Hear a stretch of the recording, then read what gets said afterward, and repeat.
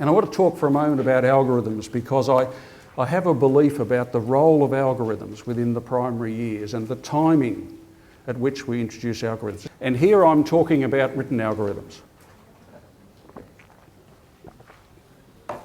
Because of course there are also mental algorithms as well. And I want to share one piece of research which is one of the most powerful little bits of research that I've ever come across.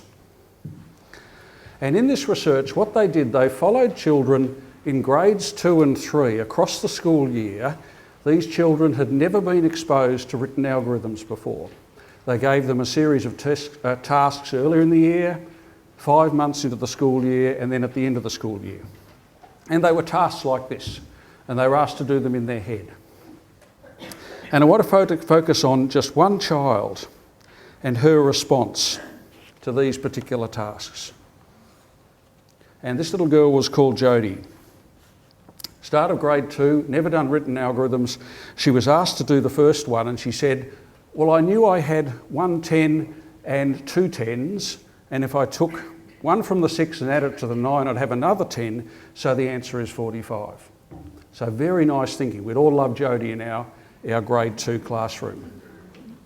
After 5 months of being taught conventional algorithms, she was given a whole range of tasks like these again. And for the second one, she started to work it out by adding the 9 and the 4 together and trading for a 10 and so on in the conventional algorithmic way. When I think as we look at 34 plus 99, I think we all know how we hope Jodie might do a task like that. At the end of the year, so Jodie's been taught a year of conventional algorithms, and they interviewed her again. And they asked her about the possibility of adding the 10s before adding the 1s. And she said, no, you never add the 10s first. And then they shared with her a piece of work or her explanation from the start of the year. They didn't tell her it was hers, and it was for the last one, 49 plus 19. And they said, a student did it this way, tell us what you think. And the student basically did it, or the way it was described to Jodie was that we work out 50 plus 19, which is 69, then we take away 1. And they asked Jodie what she thought of that method. And she said, if you know that way, it's okay, but it's much, much better to add the 1s first. And this was a very powerful study because they found lots of children who demonstrated really nice number sense at the start of grade 2 or grade 3 before being taught conventional algorithms. But after a year of being taught conventional algorithms, it was almost like it all went out the window. And they were following the method the teacher had taught them.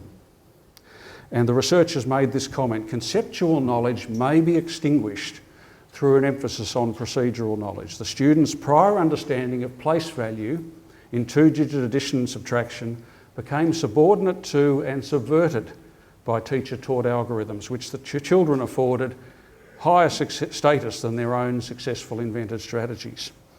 And there was a warning there, by encouraging students to use only one method, the algorithm, to solve problems, they lose some of their capacity for flexible and creative thought. They become less willing to attempt problems in alternative ways, and they become afraid to take risks.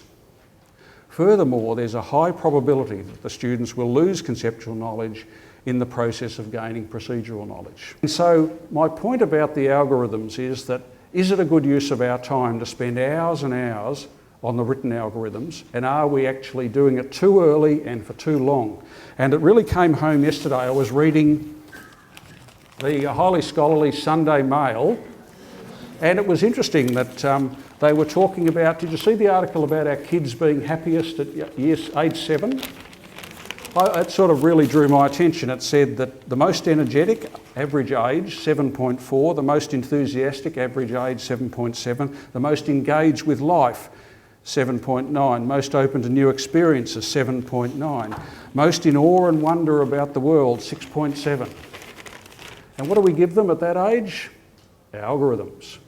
Okay, I think it connects with the theme of deeper learning. Are we letting the curriculum be dominated by something that's not a good use of time at a time when kids are open to possibilities and really open to learning?